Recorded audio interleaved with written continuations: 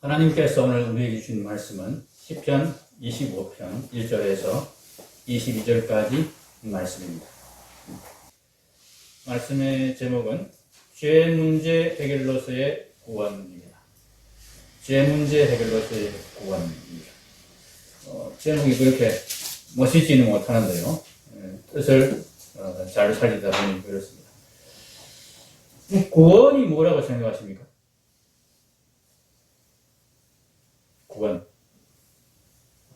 구원은 문자 그대로 낱말 뜻으로 이해하자면은 구출한다, 구해낸다, 그런 뜻을 가지고 있죠. 그럼 어디서부터 구원해낸다, 구출한다는 뜻입니까? 어디서부터입니까? 예, 죄에서부터죠. 제목에 나와 있습니다. 그죠? 죄로부터 구출받는 것이 구원입니다. 구원의 핵심, 구원의 본질은 죄로부터 구원받는 것입니다. 천국 가는 것이 구원의 핵심이 아닙니다. 영생을 얻는 것이 구원의 핵심이 아닙니다. 물론 관계가 있고 밀접하게 연관되어 있습니다. 그러나 죄 문제 해결 없이 영생을 원하고 죄 문제 해결과 상관없이 천국만 바란다는 것은 구원과 상관없는 소망이고 상관없는 바람입니다. 구원의 확신도 마찬가지입니다. 지금 적어도 나는 천국 갈 수 있다, 이렇게 구원을 확신하는 분들이 있습니다. 그런데 그런 분들에게 죄로부터의 구원에 대한 확신이 있느냐고 다시 한번 우리가 물어봐야 됩니다. 아니, 스스로 확인해 봐야 됩니다. 천국 갈 자신은 있는데 어떻습니까? 내가 죄로부터 구원받았다는 자신은 없을 수가 있다는 거죠. 여기서 죄 문제가 해결되었다는 확신은 없을 수 있다는 얘기죠.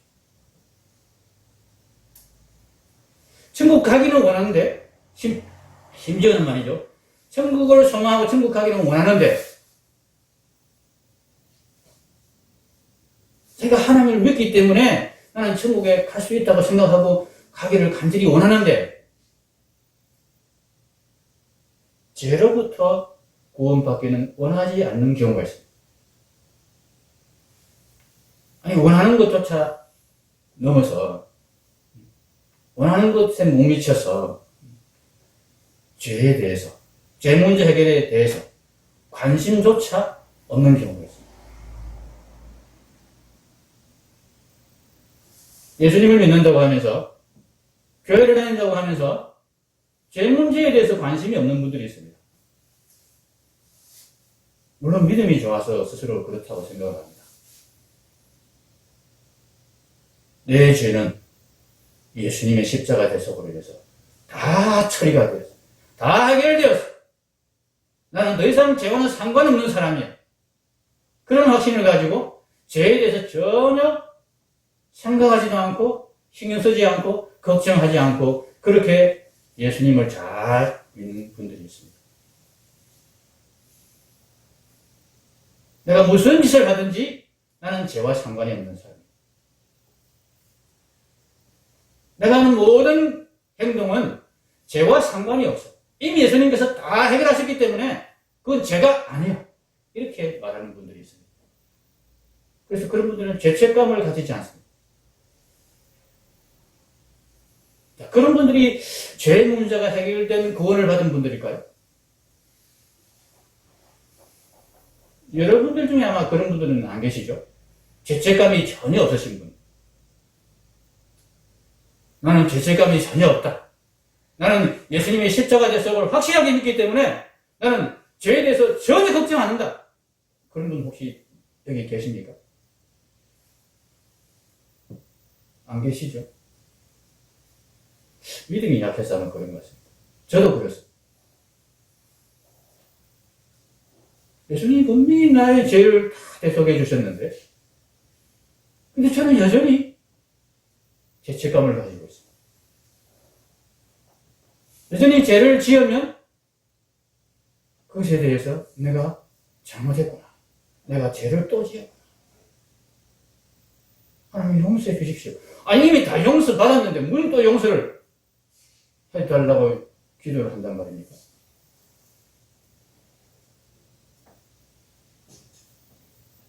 죄 문제 해결은 형벌이 해결되는 것과는 다른 문제입니다.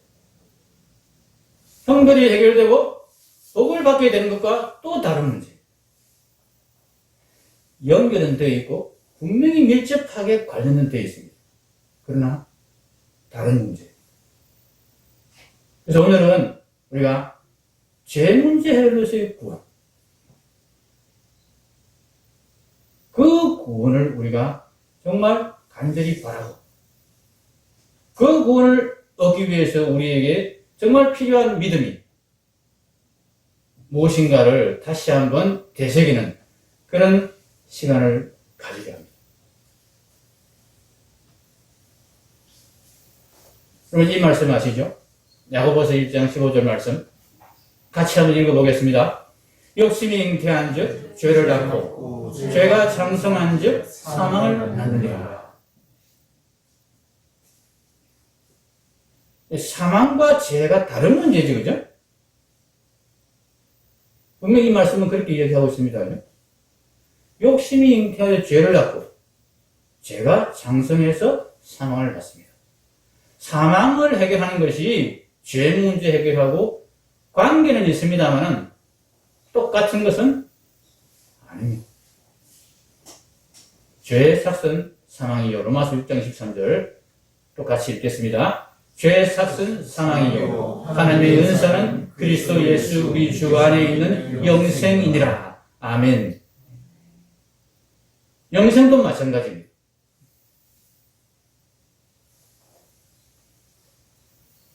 사망의 문제를 해결하시고 영생을 주시는 것이 하나님의 은사고 선물인데 죄 문제 해결하고 동일한 것은 아니다.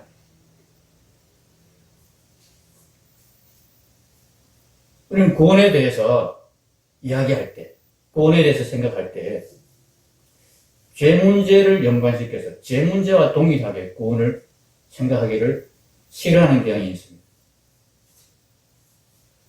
죄는 생각하고 싶지 않은 거죠. 그래서 영생을 생각하고 천국을 생각합니다. 구원하면은 영생, 천국, 그것만 떠올립니다. 근데 우리가 정말 구원을 직접 부딪혀서 구원에 맞닥뜨려서 그 문제를 해결하려면 구원을 위해서는 우리는 죄 문제에 부딪혀야 된다 하는 것입니다. 그런데 성경은 뭐라고 말합니까? 죄의 핵심이, 죄의 근본이 무엇이라고 얘기합니까? 욕심이라고 얘기해요.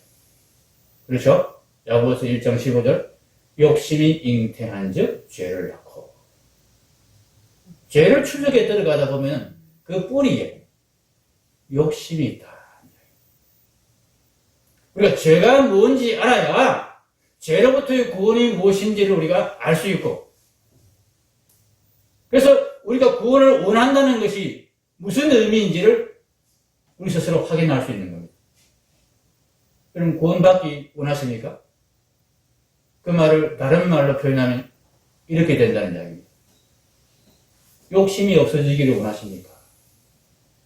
죄로부터의 구원이기 때문에 나는 죄로부터 구원받기를 원합니다. 이 말은 내 욕심이 없어지기를 원합니다. 그 말과 같다는 이야기입니다. 그러면 구원 받았습니까? 이 질문에 대해서 우리가 대답하려면 나는 천국 갈 자신이 있습니다. 이렇게 대답하는 게 아니고 나는 욕심이 없어졌습니다. 이렇게 대답할 수 있어야 된다는 얘기입니다.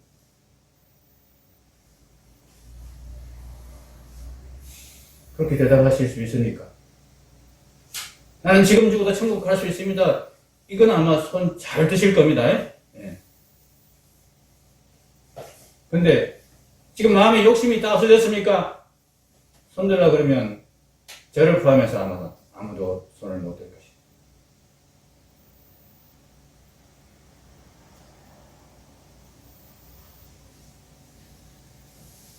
이 죄가 욕심의 문제이기 때문에 이 욕심을 해결하고 욕심을 끊어내고 욕심을 없애는 것이 죄 문제 해결이기 때문에 우리가 구원을 받기 위해서는 반드시 믿음이 있어요. 오직 믿음으로 구원을 받는다 하는 말씀이 죄 문제 해결이 오직 믿음으로만 이루어진다 하는 말씀인 것입니다. 그리고 우리 형벌을 해결하는 것은 우리가 굳이 믿지 않아도 하나님 얼마든지 우리 형벌 해결하실 수 있습니다. 사실은 이미 해결하셨습니다. 그럼 일사부절이 아닙니까? 어떤 죄에 대해서 한번 형벌을 내렸으면 그 죄에 대해서 다시 똑같은 죄에 대해서 똑같이 재판을 하고 형벌을 내릴 수 없습니다. 그렇죠? 그러면 예수님이 온 세상의 모든 죄인들의 죄를 다 짊어지고 대신 형벌을 받으셨습니다. 온 세상 사람들을 다 합친 가치와 하나님의 아들이신 의인이신 온전한 의인이신 예수님의 가치가 비교해 볼 때 훨씬 예수님이 더 큰 가치를 가지신 예수님의 그 생명이 더 큰 가치를 가진 것이기 때문에 예수님은 능히 모든 세상 인간들의 죄를 대신해서 형벌 받으실 수 있고 처리하실 수 있는 자격이 있으십니다. 그래서 우리가 받아야 될 형벌은 이미 예수님이 다 받으셔서 사실은 없는 겁니다. 그런데 여러분, 죄로 인한 결과, 형벌하고 죄 자체는 다르다는 거죠. 이 죄 문제 해결은 여러분, 형벌의 해결과 또 다른 문제입니다. 형벌을 해결하고 사망을 해결하고 그리고 하나님이 이어서 선물로 영생을 주시는 것과 연결되어 있지만은 다른 문제다. 여기까지 이해가 가십니까?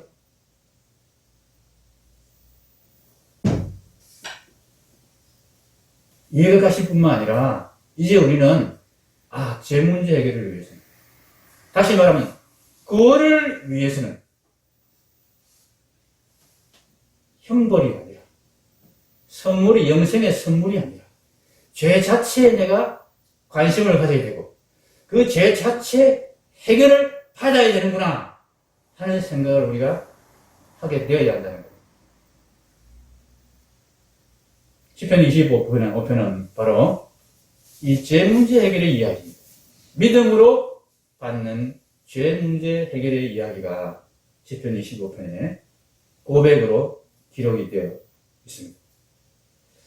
한 구절 한 구절 다 우리가 세밀히 살펴볼 수는 시간이 그렇게 안 될 것 같습니다. 그래서 조금만 본문을 살펴보도록 하겠습니다. 25편 1절부터 3절까지 먼저 한번 보겠습니다. 1절이 여호와여 나의 영혼이 주를 우러러 보나이다 이렇게 되어 있지 않습니까? 이게 무슨 하나님께 찬송을 드리고 찬양을 드리고 예배를 드리는 건 그런 행위인 것처럼, 그런 고백인 것처럼 우리가 오해하게 만들어 놨습니다. 원래 문자적으로 이 1절을 번역을 하면 여호와여 내 영혼을 당신께로 들어 올립니다 이런 뜻입니다. 하나님께 내 영혼을 들어 올린다 이 소리가 어떤 소리냐? 물론 내 영혼이 주를 우러러 보나이다 이렇게 의역을 할 수도 있습니다. 그러나 2절을 보십시오. 나의 하나님이여 내가 주께 의지하였사오니 이렇게 되어 있지 않습니까? 이 2절하고 연관시켜서 1절을 번역을 하려면 내 영혼을 당신께로 들어 올립니다 이 표현이 내 영혼을 여호와 하나님께는 맡겨드립니다, 의탁합니다, 의지합니다 그런 뜻으로 번역을 해야 맞다는 이야기입니다. 하나님께 의지하는 지금 고백을 하고 있습니다. 믿음의 고백을 하고 있습니다. 그냥 단순히 하나님은 저기 있고 그냥 하나님 옆에 계시고 내게 도움을 주십시오 하는 그런 정도의 의지를 하는 게 아니고 내 영혼을, 내 전부를, 내 삶을 하나님께 그냥 아예 맡겨드립니다. 이 믿음의 고백을 하고 있다는 겁니다. 내 욕심, 내 주관, 내 의지, 내 주장 다 내려놓고 하나님께 내 모든 인생을 맡겨드립니다. 이런 믿음의 고백입니다. 이런 믿음의 고백을 할 때 사람들이 비웃습니다. 하나님을 믿지 않는 자들은 이런 삶의 태도를 비웃습니다. 왜냐하면 이 삶의 태도는 굉장히 무력하고 무능력해 보이기 때문에 하나님께 맡겨드려놓고는 자기는 아무 주관도 없고 아무 주장도 없고 너무나 우유부단한 삶처럼 보입니다. 그래서 2절 뒷부분에 보면은 이런 말이 나오는 겁니다.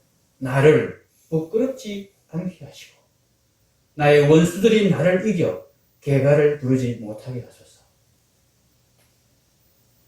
분명히 그런 일이 일어나거든요. 그렇게 살아가지고 이 험한 세상을 어떻게 살다가 그래요? 아니 막 차고 나가도 앞장서서 막 그렇게 이끌고 나가도 살아나갈까 말까 하는 이 험한 세상에 당신 집안의 가장이 돼가지고 남편이 돼가지고 그렇게 무책임하게 그냥 하나님의 해주시기를 하늘에서 강 떨어지기를 기다리듯이 그렇게 사느냐고. 그렇게 사는 태도하고 비슷하거든요. 이들이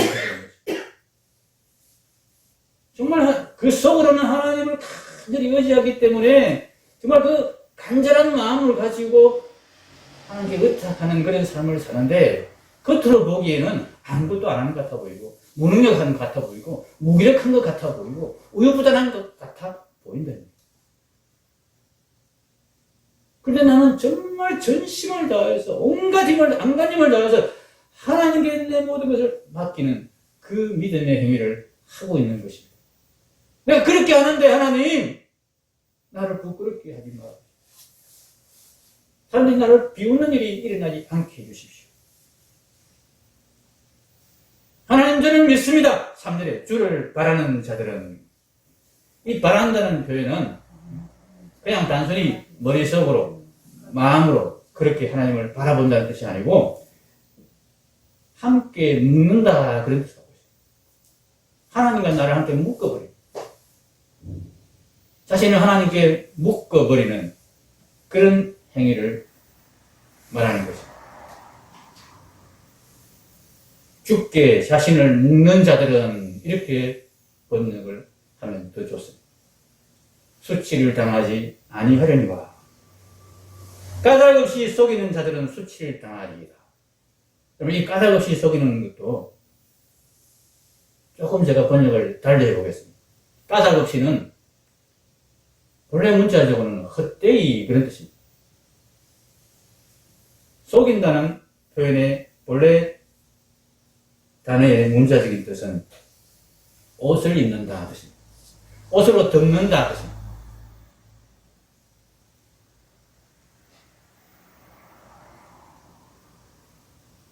나이가 조금 드신 여자분들은 옷으로 많이 자신의 몸매를 속이시죠, 그죠? 네. 그거 생각하시면 됩니다. 옷으로 덮는 거. 근데 헛되이 속인다. 옷으로 덮는 게 헛된 거다. 아니에요. 이 옷은 예수님의 옷, 예수님의 피, 그 세마포 옷을 말하는 것이 아니고, 하나님께 주신 옷을 말하는 게 아니고, 자기 옷입니다. 자기 옷으로 덮어서 자신을 가려봐도 헛될 것이다.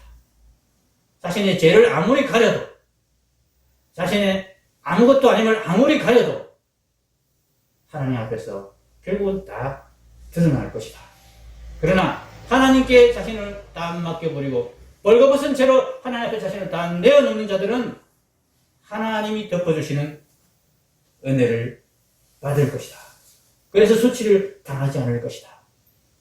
이렇게 고백하며 하나님께 자신을 온전히 맡겨드리는 믿음의 고백을 하고 있는 것입니다. 이 시인이 다윗이죠. 이런 믿음의 고백을 하게 된 것은 죄 문제 때문에 그가 고민했기 때문에, 죄 문제 때문에 그가 정말 근심하고 그것 때문에 곤고와 환난을 당했기 때문에, 단순히 어려운 상황, 단순히 물질적으로 봉핍한 상황, 단순히 육체적으로 위험한 그런 상황들 때문에 그가 어려움을 당한 것이 아니라, 그런 상황에서 일어나는, 자기 안에 일어나는 죄 문제 때문에 그가 고민하고 근심하고 슬퍼했습니다. 그것이 15절부터 22절까지에 나와 있는 말씀 가운데 그가 고백하고 있는 내용입니다. 15절 한번 넘어가 보십시오. 내 눈이 항상 여호와를 바라보면 내 발을 그 물에서 벗어나게 하실 것입니다. 내가 그 물에 걸린 그런 상황을 그가 인지한 것입니다. 근데 벗어날 수가 없어요. 그래서 하나님을 바라보게 되었다는 얘기입니다. 16절, 주여 나는 외롭고 괴로우나 내게 돌이키사 나에게 은혜를 베푸소서. 외롭고 괴롭습니다. 이게 아무리 내가 발버둥 쳐봐도 내 힘으로는 해결이 안 된다는 것을 알게 된 것입니다. 그야말로 고군분투를 하는데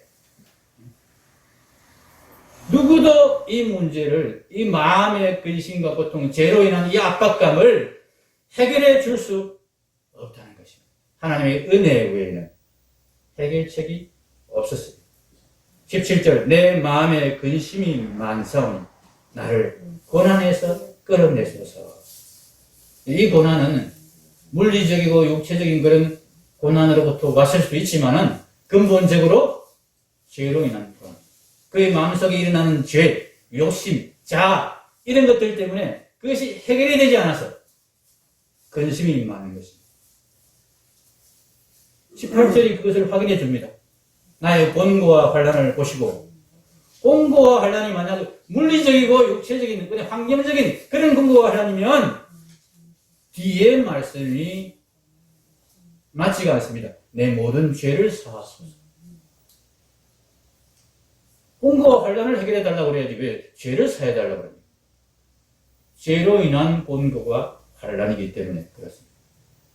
이 죄 문제가 해결이 안 돼서 죄로부터의 구원이 그에게 확실하게 분명하게 확인이 되지 않았어요.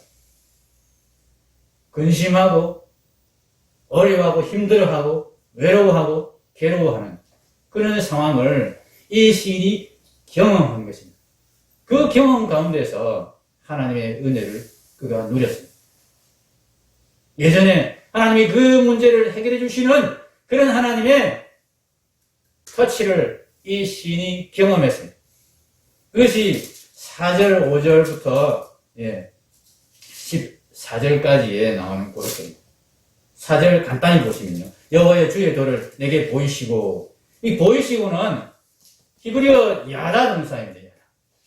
알게 하시고, 몸으로 경험하게 하시고, 몸으로 경험해서 알다, 그런 뜻입니다.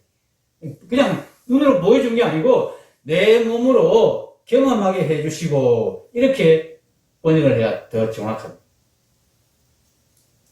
그렇게 해달라고 지금 요청하는 거죠. 근데 과거에 그런 경험이 있기 때문에 이 시인이 계속해서 지금도 또 죄 문제가 내게 닥쳤을 때 그렇게 해달라고 요청하는 것입니다. 주의 길을 내게 가르치소서. 이 가르치소서가 저는 이상한 단어입니다. 그냥 가르치소서 이렇게 번역이 되어 있는데 본래 이 문자적인 뜻은 뾰족한 막대기로 찌르다, 그런 뜻입니다.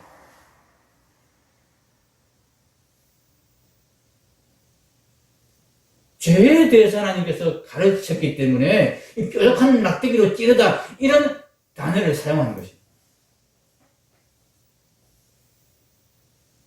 5절, 주의 진리로 나를 지도하시고, 주의 진리 안에서 나를 지도하시고, 이런 뜻입니다. 진리 안에서란 전치사에, 영어의 전치사에 해당하는 그 표현이 이 히브리어 본문에 들어있습니다. 근데 지도하시고도, 자, 9절에 보면 또 지도하시며라는 단어가 나옵니다. 9절에 온유한 자를 정의로 지도하시며 여기도 마찬가지로 정의 안에서 지도하시고 그렇게 되어 있습니다. 근데 이 지도하다는 말이 여러분 또 가르치다는 말하고 비슷하게 이상한다는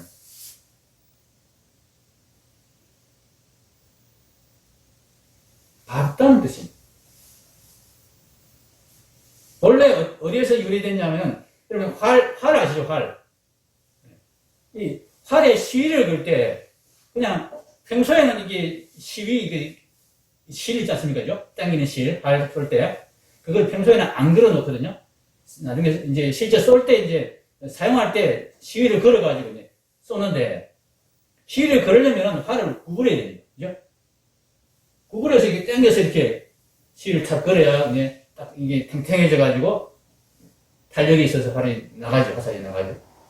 그 활 시위를 걸 때 이게 특별히 좋은 활들, 아주 탄력 있는 활들은 힘이 세서 잘 안 구부러집니다.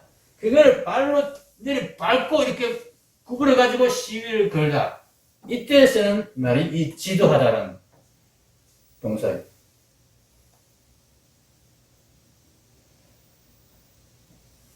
밟다, 부수다, 구부리다 그런 뜻을 갖고 있어요. 뾰족한 망치로 찌르고 자간자간 밟고 그렇게 해서 나를 지도하고 가르쳐 주십시오. 그런 요청을 하고 있는 거죠. 내 제 문제로 그렇게 하나님이 해결해 주시다. 그 경험이 있는 겁니다. 지금도 그렇게 해 주십시오. 앞으로도 계속 그렇게 해 주십시오. 하나님이 어떤 사람에게 그렇게 해 주시느냐? 하나님이 선택한 사람에게, 하나님이 미리 예정한 사람에게 그런 은혜를 베푸신다. 그 고백이 6절, 7절, 8절의 고백입니다. 여호와여 주의 긍휼하심과 인자하심이 영원부터 있었사오니 영원부터 하나님이 이 긍휼을 계획하셨다. 그런 이야기입니다. 주여 이것들을 기억하옵소서. 이 기억하다는 표현도 말에 원래 문자적인 뜻은 이렇게 딱 표시를 하다. 딱지를 붙이다. 그런 뜻입니다. 하나님 우리에게 영원 전부터 예수님 안에서 딱 선택해서 딱지를 딱 붙였는. 그래서 그 딱지 붙인 자들에게 이런 은혜를 하나님이 베푸셨습니다. 계속해서 이런 은혜를 베푸셔서 나를 죄로부터 구원해 주십시오. 자, 이 요청에 포함되어 있는 이 시인의 마음이 뭐냐? 그걸 우리가 믿음이라. 하나님께 맡길 테니까 나를 찌르시고 나를 자근자근 밟으시고 해서 이 제 문제가 내 안에서 해결되게 해주십시오.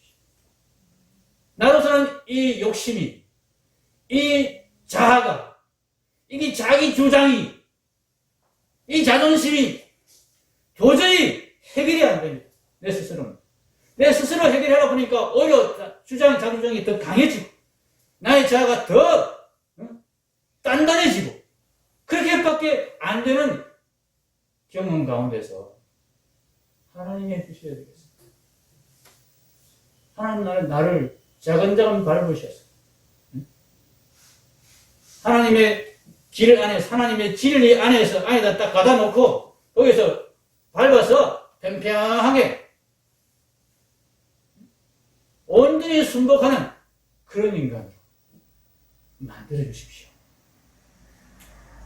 예전에 그렇게 해주시지 않았습니까? 지금도 그렇게 해주십시오.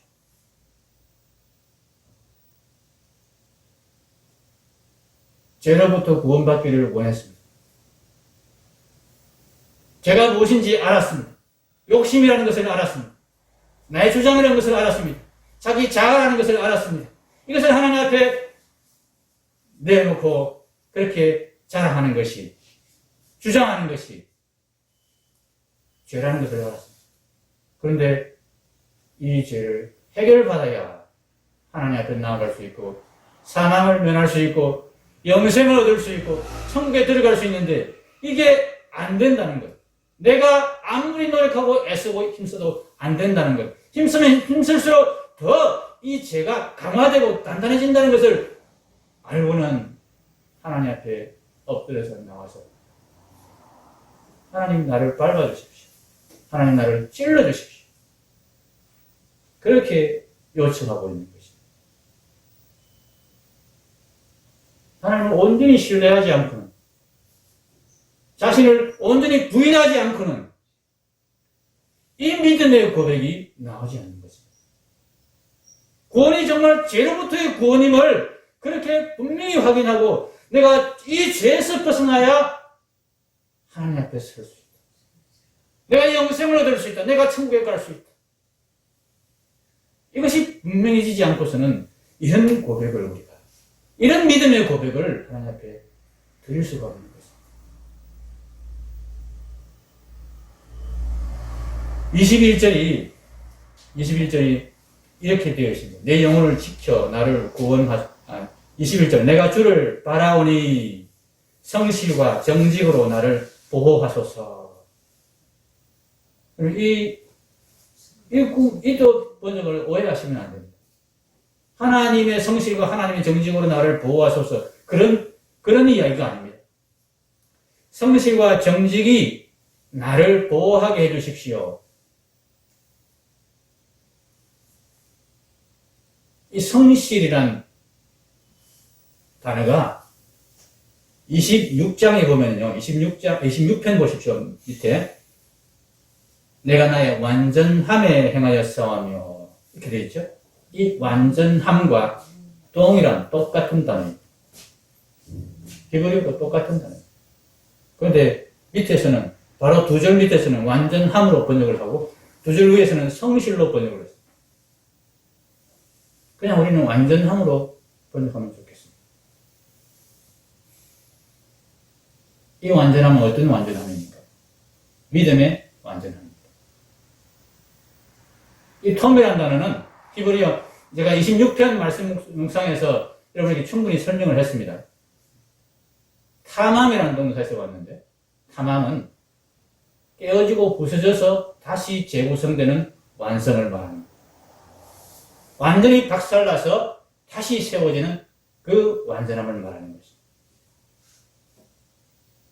하나님 앞에 자신을 완전히 내려놓고 자신의 주권과 자신의 주장과 자아를 완전히 하나님 박살내 주십시오. 이렇게 맡겨드렸고, 그렇게 하나님께서 밟아서 온전히 하나님께 순복하고 하나님을 온전히 신뢰하고 하나님을 경외하는 자로 새롭게 만든 그 완전함, 그 믿음의 완전함, 이제 하나님께 온전히 붙어서 더 이상 하나님께로부터 떨어질 수 없는 하나님께 완전히 복속된 그런 모습으로 살아가는 인생. 그것이 그리스도를 머리로 한 교회가 되는 인생인 것입니다. 자신을 교회의 지체로 그렇게 고백하는 인생이 바로 이 믿음의 인생입니다. 우리가 주일에 왜 귀찮게 이 코로나 때 그냥 비대면으로 집에서 화면 보면서 예배하면 더 편리하고 어떤 데는 더 집중할 수도 있고, 그런데 굳이 이렇게 모여서 예배를 드립니다. 물론 비대면으로 예배 드린다고 해서 이 서로의 하나됨, 교회됨을 느낄 수가 전혀 없는 것은 아닙니다. 그러나 아직 우리의 기술이 또 우리의 마음 상태가 충분히 그렇게 준비되지 않았습니다. 우리가 그리스도를 머리로 한 교회됨을 확인하기 위해서 우리는 한 몸입니다. 이렇게 고백하며 한 몸으로 한 교회로 하나님 앞에 나아가는 것이 참된 예배고 진정한 예배고, 그래서 안에서 드리는 예배이기 때문에 우리는 대면 예배를 그렇게 또 열심히 준비하고 찾는 것입니다. 우리 여기 앉아와 있다고 해서 대면으로 예배 드린다고 해서 마음은 헐헐 날아서 다른 곳에 가 있다면 아무 의미가 없는 것이겠죠. 하나님만 바라보고 다른 형제나 자매에 대해서는 전혀 관심이 없는 그런 상태에서 또한 예배를 드린다면 그것도 아무 의미가 없는 것이겠죠. 우리가 예배 중에 서로 교제 인사를 나누고 사랑합니다, 축복합니다, 존경합니다. 그렇게 고백한 것은 그렇게 우리가 한 몸으로 한 교회로 하나님께 예배를 드립니다 하는 고백이 있던 것입니다. 나를 내려놓고 하나님께 붙은 자로 살겠습니다. 우리는 예수 그리스도의 몸에 붙은 각 지체일 뿐입니다. 이렇게 고백하며 우리가 하나님께 예배를 드리는 것입니다. 죄가 무엇인지를 우리가 알아야 우리가 진짜 구원을 원하는지, 진짜 구원 받았는지, 진짜 우리의 구원이 이루어지고 있는지 확인할 수 있습니다. 죄의 핵심은, 죄의 근본은 욕심입니다. 욕심이 대한적 죄를 하고, 이 욕심은요, 창세기 3장 16절에서 하나님께서 하와에게 말씀하신 내용에 나오는 그 단어와 같은 단어예요. 갈망, 욕망, 그런 뜻입니다. 남편을 내가 사모하지만 오히려 남편이 너를 다스리게 될 것이다. 이렇게 말씀하신 그 내용에 나오는 사모한다, 욕망한다. 지배하고 싶어하고, 자기가 주장하고 싶어하고, 자기가 주인이 되고 싶어하는 그 욕망을 말하는 것입니다. 그 욕망을 내려놓고 영원한 우리 남편이신 예수 그리스도께 다스림을 받기를 스스로 원하고 자청하는 그것이 바로 믿음인 것입니다.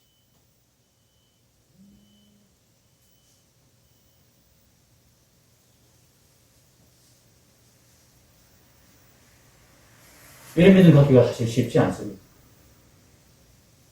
자기 주장이 강하고 정말 자기 주장을 내세우지 않으면 바보같이 취급받는 지금 세상에서 우리가 이 믿음 갖기가 쉽지 않습니다.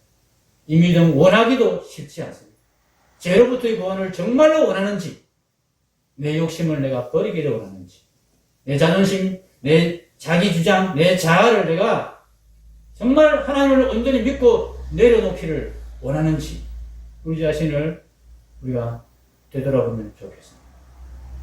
하나님 믿지 않으면, 하나님의 복음을 믿지 아니하면 그런 자에게 하나님이 은혜를 베푸신다고 분명하게 말씀하십니다. 9절 말씀, 오늘 10편 25편의 9절 말씀, 온유한 자를 정의로 지도하십니다. 하나님이 분명히 은혜를 베푸시는데 그 은혜에 대해서 우리가 반응하는 태도가 있어야 됩니다. 온유함으로 반응해야 됩니다. 온유함으로. 자기를 주장하지 않는 욕심을 내려놓기를 원하는, 자존심을 꺾어버리기를 원하는 하나님 앞에서 그런 태도로 하나님 앞에 나아갈 때 하나님이 우리를 죄 문제 해결로 이끌어 가실 것입니다. 밟아서라도, 찔러서라도 그렇게 우리에게 은혜를 베푸셔서 우리의 구원을 완성하실 것입니다.